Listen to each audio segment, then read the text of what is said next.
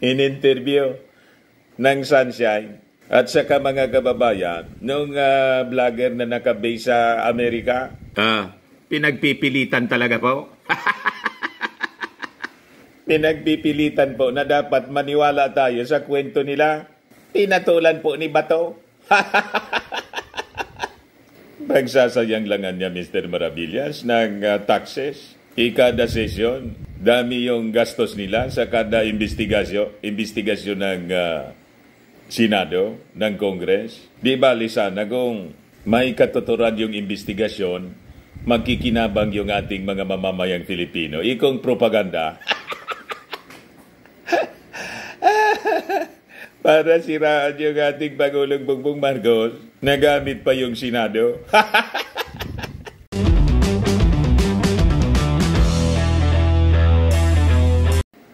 Sa pag-resume mga kababayan ng sesyon ng Congress, magiging explosive na naman po.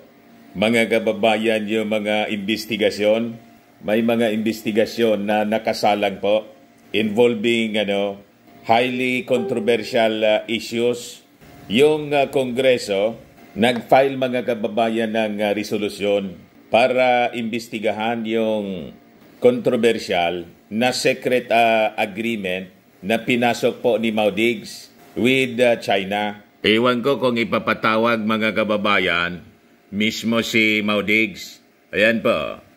Introduced by Congressman Jefferson Conggon, House Resolution number 1684, a resolution to call on a thorough investigation in aid of legislation on the reported gentleman's agreement between former President Rodrigo Duterte and Chinese President Xi Jinping. Tapos, anya Mr. Maravillas, tingnan natin mga kababayan kung ipatawag mismo ng Congress si Mao Diggs, kung magawa niya doon na magmumura ng magmumura. Ito mga kababayan yung sabi niya ni House Speaker Martin Romualdez.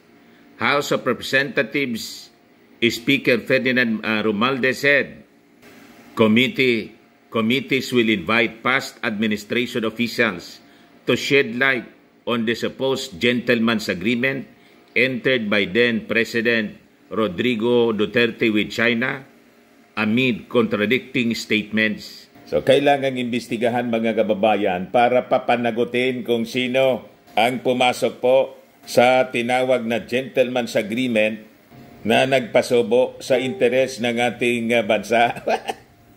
So sa Senado naman mga kababayan, may pinatawag din na investigasyon si Senator Bato. Another controversial issue mga kababayan, sabi dito, Bato to investigate alleged PDEA leaks involving Marcos. Para niya, Mr. Maravillas, kwentong motobato. Ay, motobato. Kwentong Bikoy na naman niya. Malamang mga kababayan, kasi tininan ko yung gusto nilang paimbestigahan. Yung sinasabi nilang PDEA leaks, na kinakaladkad mga kababayan yung ating Pangulong Bongbong Marcos sa paggamit daw ng pulburon. At nasa lista ang ating Pangulong Bongbong, yung unang kwento po, sa target po ng operation sa isang Makati condominium kasi nagagamit ng droga nga po. Kasama yung nagngangalang Maricel Soriano, referring to Maria. Ayun, pinatulan mga kababayan ni Senator Bato de la Rosa. Ayan po, mga kababayan. Senator de la Rosa, chairperson of the Senate Committee on Public Order and Dangerous Drugs, will conduct a motu proprio hearing and investigation into the alleged PDEA leaks involving President Ferdinand Marcos Jr. in the 1.2 ton shabu seized in Alitagtag, Batangas on Tuesday, April 30. So, ngayon po mga kababayan, gagawin yung investigasyon. Kasi nga daw po, lumantad na yung witness, yung mismong nakapirma doon sa drug operation po na pinakalat sa social media na ang sabi ng PDEA po, fake. Ayan po ang balita ng Sunshine Radio. PDEA agent na nagtuturo kay PBBM lumantad na. Extensive ang coverage po nila. Oh. Pinagpapaniwalaan ito mga kababayan. Pinatulan ni Bato.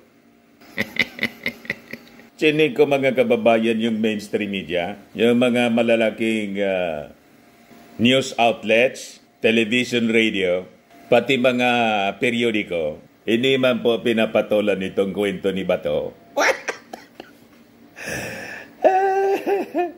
At saka yung vlogger na nakabase mga kababayan doon sa Amerika, sila man lang po ang pumapatol sa kwento. Kasi nga po, yung sinasabing witness po, hindi man credible, patong-patong po yung kasong kinakaharap. Parang kwentong Bikoy nga po. Naalala ninyo yung taga rito sa amin na si Bikoy, alias Bikoy, na ginamit ng mga dilawan para isabit sa droga si Digong.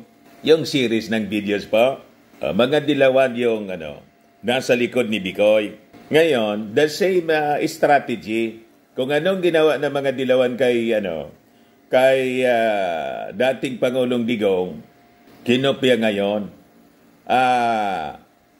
ng kampo ni Digong. May version din sila ng Bikoy mga kababayan. Pero ngayon, laban sa ating Pangulong.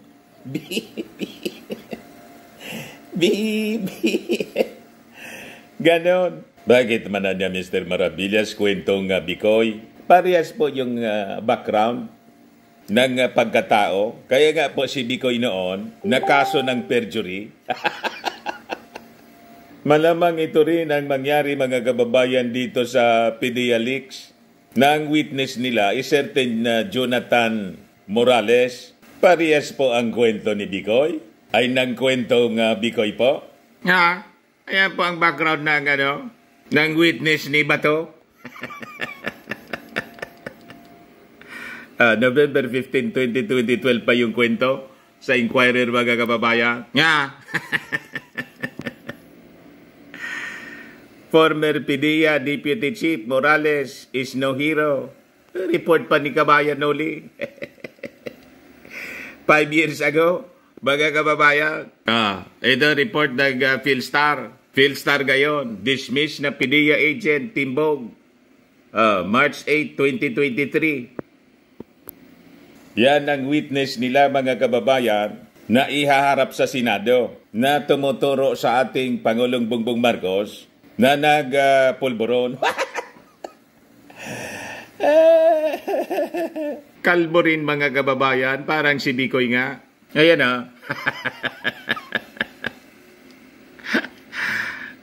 search na lang ninyo kung ano itong istorya tungkol kay Bikoy na nahatulan po ng perjury. Yan Peter Jumel Advincula, taga rito sa amin, alias Bikoy, guilty sa kasong perjury kaugnay ng narcolis videos. Kinopya nila mga kababayan yung style ng mga dilawan. Kasi naman niya, pare-pareha sila. Di ba hybrid dilawan? Kaya nga po, noon, to ousta Digong, yun ang intensyon ng mga dilawan. Ngayon, to ousta our President, BBM. So magtatay-tay sila ng kwento. Parehas na strategy po. May ganon na niya talaga, Mr. Maravillas. May ganon. Ganon ka-desperate po itong mga barkada ni Xi Jinping. Pag natanggal nila kasi yung ating Pangulong Bongbong, ang magiging presidente po, si Inday. At pag si Inday, mga kababayan, na naging Pangulo, malamang sabi nga natin, ang SONA, hindi na po Tagalog or English, Mandarin na po. What? Nag-gets ninyo po kung ano yung intensyon? So ngayon, mamaya, kilalanin natin kung sino itong ano ang background nito na si Jonathan Advincula, the alleged signatory doon sa operational document na unang ikinalat po sa social media na dinibang na nga po mga kababayan yon ng PDEA mismo. Pero niresurrect nila ngayon. Kasi lumitaw na daw yung mismong signatory. Yan nga pong pinakita ko po sa inyo. So, kilalanin natin kung sino siya. Kapanipaniwala ba siya o another Bikoy witness mga kababayan na inimbestigahan ng Senado na nakaso po ng perjury sa pagsisinungaling. Di ba? But before ko mga kababayan ibigay sa inyo ang Bikoy story, another Bikoy story, click subscribe muna dito sa ating YouTube channel and hit the notification bell para lagi po kayong updated sa mga kaganapan dito sa ating bansa. Like and share na rin po ninyo ng ating video. At huwag na rin po ninyo na skip yung ating mga commercial ads para tuloy-tuloy lang ang pag-unlad ng Bagong Pilipinas. Sa mga naghanap ng malinis and spacious fitness gym, bumisita lang po kayo sa aming Colossal Fitness Gym. We also offer Grab Car Rental with our brand new 2023 model ng Toyota Innova. We also accept booking for those who are planning to travel via PAL, Cebu Pacific, and other airline companies, and bills payment for Meralco Bills, PLDT, etc. Ang Colossal Fitness Gym is located at 3rd floor Security Bank Building, Landco Business Park, Legazpi City, Albay. For inquiries, look for Jilon Maravillas, contact number 0966-802-0949. Pasensya na kayo, medyo maingay po. Bumagsak yung ulan, maugong. Pero maganda naman na umulan kasi napakainit po ng panahon. Para medyo lumamig naman, di ba? Laging matao na po sa amin. Ito naman po yung aming Innova. Na-set up na rin yung aming mga bagong gym equipment. May treadmill na rin po kami. Ito naman po yung bago naming product na binibenta online. iGlow Serum, whitening po siya. Tingnan ninyo yung epekto sa aking anak na architect before and now. Yung mga inquiries po ninyo, dumiretso na lang kayo sa kanyang Facebook account, Riz Maravillas. Ito naman po, Firmax Firming and Lifting Cream. Pinapay po sa mga pulses and affected area. Mainam po ito sa mga pains at mga paninigas na mga kasok-kasoan. Ito po, Automax Radiant Serum. Sa mukha naman yung application, anti-aging po siya. You will look 10 years younger than your age. Sa mga cancer patients naman po, baka lang gusto ninyo itong itry. Ningxia Red Mix Fruit Drink. Hindi man po siya gamot, food supplement siya.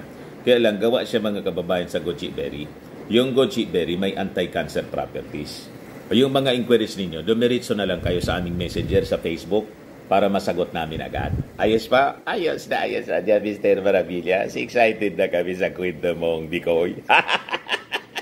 Ito siya. Ang nagbalita man lang po, yung Impact Leadership, pagkatapos yung Sunshine Radio ng mga taga Quinta Kingdom, yung mainstream, chinego kung may mga kwentong ganito. Wala man po. Hindi po pinapatulan. Alam nila na corrupted po yung istoryang Bikoy. Pero tayo, ikwento natin para malabanan natin yung fake news po. Malabanan natin yung mga paninira sa ating Pangulong Bongbong Marcos. Kasi may target sila, dapat niya matanggal natin yung Pangulo, parang si Irap. Dapat niya hanggang 2 years lang para makaupo si Inday. Ganon mga kababayan. Siraan na niya natin ng siraan. Hindi nagtagumpay kasi po mga kababayan yung Defend the Flag of China, distab rally ng mga nausog. Na-cancel po. Anya, hindi ninyo kami nayang magsalita sa mga, sa Bulacan. Dito kami sa Senado. Gagamitin po yung Senado para sa panibagong Bikoy story. Ito po. Bato to investigate alleged PDEA leaks involving Marcos. Senator Bato de la Rosa, chairperson ng Senate Committee on Public Order and Dangerous Drugs, will conduct a motu proprio hearing and investigation into the alleged PDEA leaks involving President Ferdinand Marcos Jr., at saka yung 1.2 ton shabu cyst in Alitagtag, Batangas on Tuesday, April 30. Ngayon po yung investigasyon, kaabang-abang. Kasi pati yung pinakang malaki, mga kababayan na nakumpiskang droga, nasabi ng ating Pangulong Bongbong Marcos, bloodless drug campaign, na masyadong ikinagalit ng inimpasas kasi ng ating Pangulong Bongbong Marcos na bloodless, na insulto yung mga. Dapat niya imbestigahan yan kasi bloodless. At pinagdudahan mga kababayan na baka drama lang. May ganon. So sabi rito, the Philippine Drug Enforcement Agency has debunked the false operational document dated March 11, 2012, circulating on social media, which purportedly suggests that Marcos was on the agency's watch list. PDEA stated that it conducted a check through its plans in operations reports, management information system or PORMIS, and found no record of such an operation on the specified date. The agency cautioned the public to be more discerning in believing such fake news. Bakit niya mag-iimbestiga? May lumitaw nga po yung nakapirma. In-interview ng Sunshine. At saka mga kababayan, nung vlogger na nakabase sa Amerika, pinagpipilitan talaga po. Pinagpipilitan po na dapat maniwala tayo sa kwento nila. Pinatulan po ni Bato. Pagsasayang langan niya, Mr. Maravillas, ng taxes. Ikada sesyon, dami yung gastos nila sa kada investigasyon ng Senado, ng Congress. Di bali sana kung may katuturan yung investigasyon, magkikinabang yung ating mga mamamayang Filipino. Ikong propaganda. Para siraan yung ating Pangulong Bongbong Marcos, nagamit pa yung Senado. Sabi rito, earlier, PDEA categorically asserted that Marcos is not and was never on its watch list, countering the statement of former President Rodrigo Duterte, who claimed that when he was the mayor of Davao, he was shown evidence by PDEA that the name of the president was on the list. Meanwhile, a suspect driving a van was apprehended at a road checkpoint in Alitagtag, Batangas on April 15, initially estimated by PDEA to contain over 2 tons of shabu worth 13.3 billion. It was considered the biggest drug haul in Philippine history. However, after the inventory, the Philippine National Police released a report clarifying that only around 1.4 tons or 9.68 billion worth of shabu were seized in Batangas, making it the second biggest haul after 11 billion worth of shabu found in 1,589 tea bags seized in Infanta, Quezon in March 2022. Yun ang kwento, mga kababayan, na gustong imbestigahan ni Senator Bato. Di ngayon, mga kababayan, sino itong witness na biglang lumitaw? Credible ba ito? O sabi nga natin, another Bikoy lang. Ito po, mga kababayan, yung report ng DCR Sunshine Radio. Yan o. Nagpapaniwala sila dito. Ito yung tinitingnan nila na credible na magkikwento, mga kababayan, with the so-called witness nila na PDEA agent. Sabi dyan, PDEA agent na magdidiin kay PBBM sa isyu ng illegal na droga lumantad na. Lumantad sa publiko ang dating investigation agent ng PDEA at team leader na nasa likod ng pre-operation report order, letter at authority to operate para hulihin ang artistang si Maricel Soriano at nooy Senador Ferdinand Bongbong Marcos Jr. dahil sa paggamit ng illegal na droga. Ganon mga kababayan ang script nila ng kwento.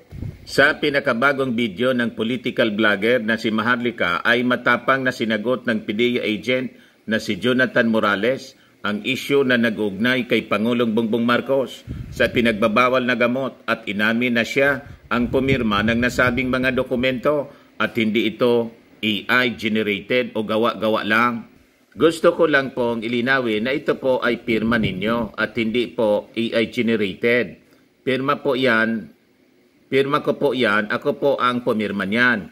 At hindi lang po iisang ganyang ang napirmahan ko. Marami na rin po akong pre-ops na napirmahan ayon kay former investigation agent PDEA Jonathan Morales.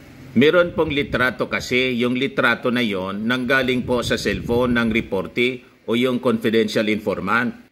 Pero sigurado po kayo sa kakatanda niyo po na nandun sa litrato na nakafile sa PDEA ang muka ni Maricel Soriano at ni Bongbong Marcos?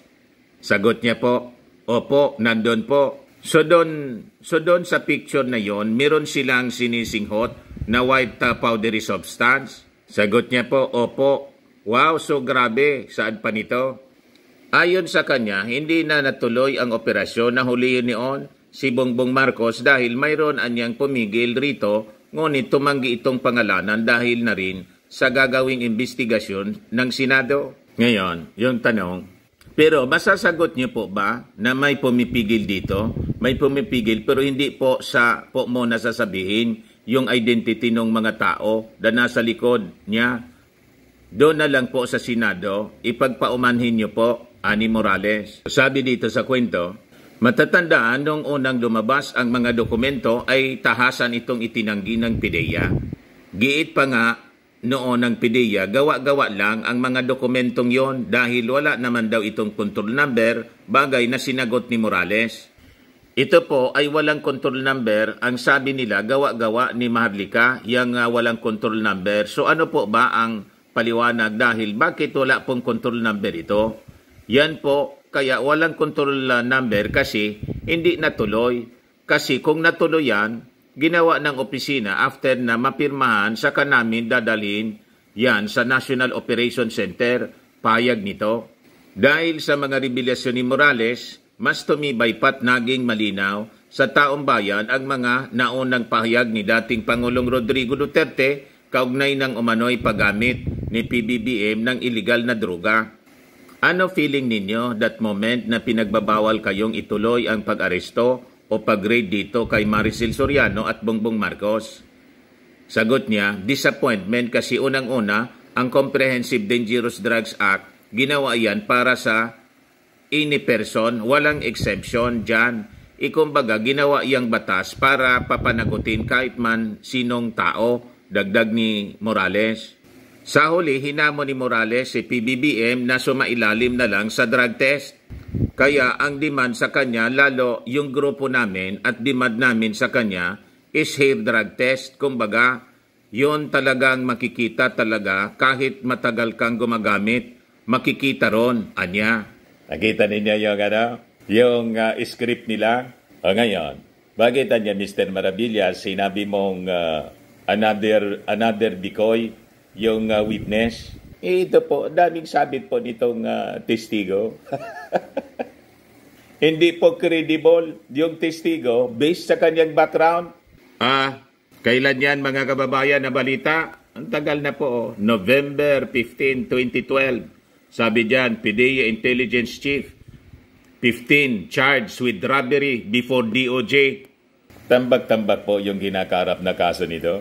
So ano niya, Mr. Maravillas, yung doda mo? Tulad po ng doda ninyo, ginagamit po as operator to destroy the president. Another ano po ito? Yung tulad ng ginawa nila kay dating Pangulong Erap Estrada na may envelope. Nang buksan yung envelope, ano pa man, na-discover po, wala man laman yung envelope. Pero natanggal, mga kababayan, na people power, ginatungan yung tao dahil sa envelope. Nagkaid sa people power to. Hindi nakatapos po si Irap. Tumikover si GMA. Ibata ngayon po, si GMA po, nag-alyado nila. Tahimik. Anong ibig mo niyang sabihin, Mr. Maravillas? Baka, iwan ko po. hindi man po ako mag-uula, pero tahimik si GMA. Nakamasid lang. At nakipagbarkada pa. Anyway, tingnan natin yung background, mga kababayan, itong sabi nilang testigo. Ito yung report ng Inquirer.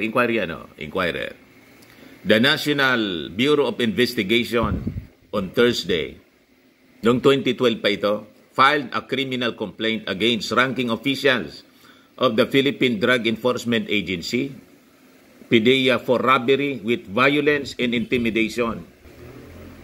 In its complaint filed with the Department of Justice, the NBI included as respondents PDEA's Intelligence Chief Suelo Lachica Jr. and Intelligence Officers Marvin Mendoza, Jonathan Morales, ayon po, na kalbo, Gregorio Camua, etc., etc. Former PDEA Chief Jose Gutierrez Jr. has also been recommended by the NBI to be charged for violation of Presidential Decree 1829 or an act penalizing obstruction of apprehension and prosecution of criminal offender in Article 208 of the Revised Penal Code for prosecution of offenses, negligence, and tolerance. The NBI filed a case based on the complaint filed by Mark C. Tan and his wife Judy Tan. The couple alleged that PDEA operatives arrested Mark on July 18, 2012, when he arrived at the Ninoy Aquino International Airport. However, the copy of the warrant was not shown to him. He said the PDEA operatives also told him that members of the media were waiting for him at the press conference. Shut up. Mark said he was brought to the Intelligence and Investigation Service, where they were met by Romero and other IIS operatives. He said Romero told him that he should give 50 million for his release. Ginawang anak buhay po yung mga operations nila. Pag tinarget ka nila, lalo pag may kwarta, ayun, para alam nyo na, 50 million yung hinihingi. Eventually, the amount was reduced to 8 million. The amount based on the complaint was deposited to a bank account that was later divided among the respondents. Kasama siya, mga kababayan. Sindikato pala dyan, Mr. Maravillas. Yan ang tingin ninyo. The NBI in its complaint said the instruction was only for mere casing and surveillance.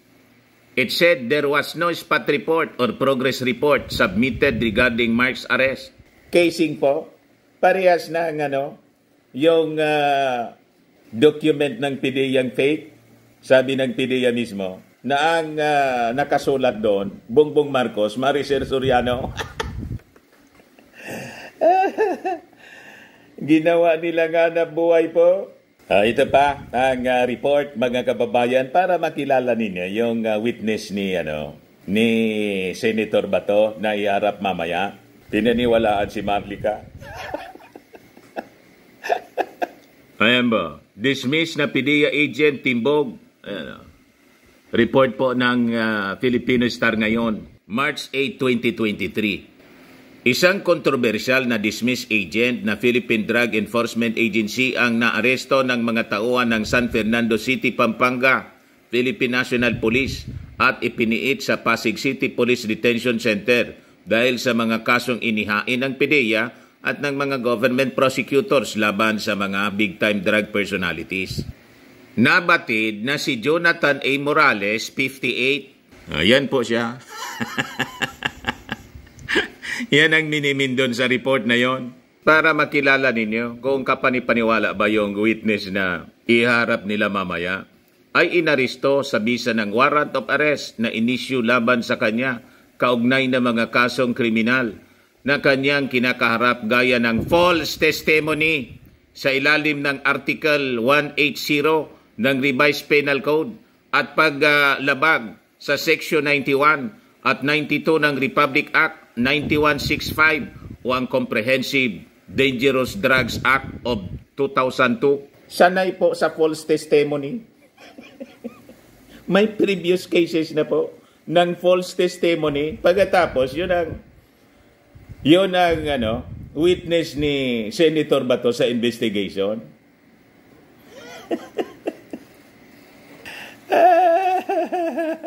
Kaya sabi natin, another case of Bicoy po. Isabi po sa Bible, a corrupt tree, corrupt fruit. Pag corrupt niyang kahoy, corrupt din ang bunga. Pag corrupt na tao, corrupt din ang kanyang testimony, madaling sabi. Tama? Ang corrupt daw na kahoy, sabi sa Bible mismo, corrupt ang bunga. Maniwala ka sa corrupt na tao na nagsasalita, corrupted na din ang sasabihin niya. Tama pa? Hindi magkakamali ang Bible po. Matthew 12 verse 33. Either make the tree good and its fruit good, or else make the tree corrupt and its fruit corrupt, for the tree is known by his fruit. Kaya may kasabihan po tayong kung ano ang puno, siyang bunga. Ang puno nila, si digong. Ang bunga, si bato.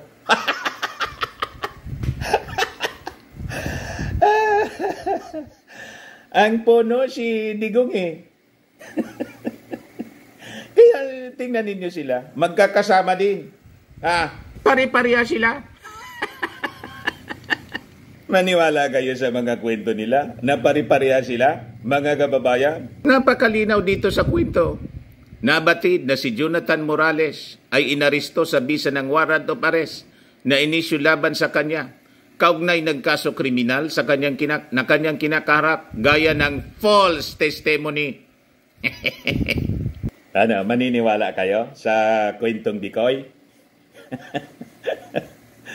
Si Bicoy, perjury din yung kaso noon, mga kababayan, for false testimony sa Senado. So, another kwentong Bicoy ito. Ito po, another story galing sa mainstream. Galing ito sa kwento ni Kabayang Noli Di Castro. Former PIDEA Deputy Chief Morales is no hero. I-play natin, mga kababayan, kung ano yung sinasabi dito. Kaya po, madali lang, hindi mag-play. Dapat umastang bayani si PIDEA Agent Jonathan Morales. Ulitin natin mga kababayan kasi hindi natin nasimulan ng maayos. Pero hindi umano dapat umastang bayani si PIDEA Agent Jonathan Morales. Ito naman ay ayon sa dating PIDEA Deputy Chief na si Carlos Gadapan na nagsabing walang kredibilidad si Morales na daw pangingikil sa isang drug suspect. May kasong pangingikil pa. Report ni Kato Nying. 2012, sinampahan ng NBI ng kasong extortion ang higit 10 opisyal at ahente ng PIDEA. Kaugnay ito ng umanay pangingikil ng 8 milyong piso sa drug suspect na si Mark Tan na ibininyag ni dating PIDEA Deputy Chief Carlos Gadapan. Lumantad ang testigong si alias Ana at meron ding mga ebidensya ng pag-withdraw ng kotong na napunta umano sa mga taga-PIDEA kasama si Agent Jonathan Morales. Kaya't nangakusahan ngayon ni Morales ang liderato ng PIDEA na nakikinabang sa mga big-time drug law. Pumalag si Gadapan. You see? It's very questionable. Yun nga nakakagulat kasi nagmukhang hero pa siya na siya nga yung primary suspect sa... Primary suspect po. Ayon kay Gadapan, nagmamakto lang si Morales dahil di na siya pinahawak ng malalaking target dahil sa kanyang kaso. Huwag ka na nga sa isang malaking... Yun ang gawain niya po. Bigyan ka na naman ng ibang kaso. Talagang isa possibility na uulitin. Kaya tinanggal po siya. Higit kalahating taon nang nakabinbin sa ombudsman na extortion case at balik trabaho na ang grupo ni Morales Extortionist. sa PIDEA.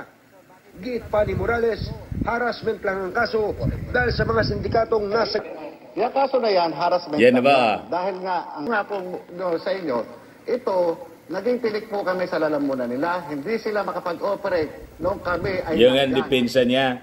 Hiling naman ni Gadapan sa ombudsman, bilisan na ang pagresolba sa kaso upang lumabas ang katotohanan at maparusahan ang mga nagkasala. Anthony Taberna, Patrol lang Pilipino. Ayos? O ngayon, makikinig pa kayo sa kwentong Bikoy po? Another kwentong Bikoy po, yung gagawing investigasyon ni Senator Bato. Malinaw yung intensyon nila, mga kababayan. Paninira para mag-alsa yung ating mga mamamayang Pilipino at patalsikin yung ating Pangulong Bongbong Marcos. Pag napatalsik yung ating Pangulong Bongbong Marcos, may timetable po sila dapat niya before election 2025. Ang uupo po, si Inday siyempre kasi Vice Presidente. Intensify nila po yung paninira kasi po mga kababayan, hindi umobra yung kanilang rally na cancel kasi nagalit yung may-ari ng property. Nakipag-secret deal din pala yung caretaker po. Hindi man otorisado. Ayun, pinadala yung sa Bustos, Bulacan, pinadala yung abogado, pinagtatabuyan sila. Umalisan niya kayo rito, umalis kayo, 15 minutes na lang, umalis kayo rito. Nagpa-press con si Maudix po. Tapos yung mga vloggers niya, nagunahan sa pagtakbo, papunta doon sa San Juan City yata yon. Ang tagal na naghintay para sa coverage yung kanilang istasyon, yung Sunshine. Nang simulan yung press con mga kababayan, wala man si hindi man pumunta yung nagpatawag ng press con, si Maudix, nag-recording na lang po ng video tapos pinablish sa TikTok.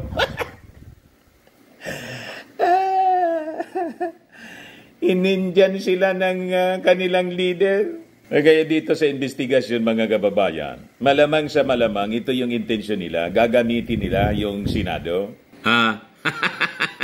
Kaya hindi maniwala po yung mga nag-react dito, sabi dyan, welcome ICC.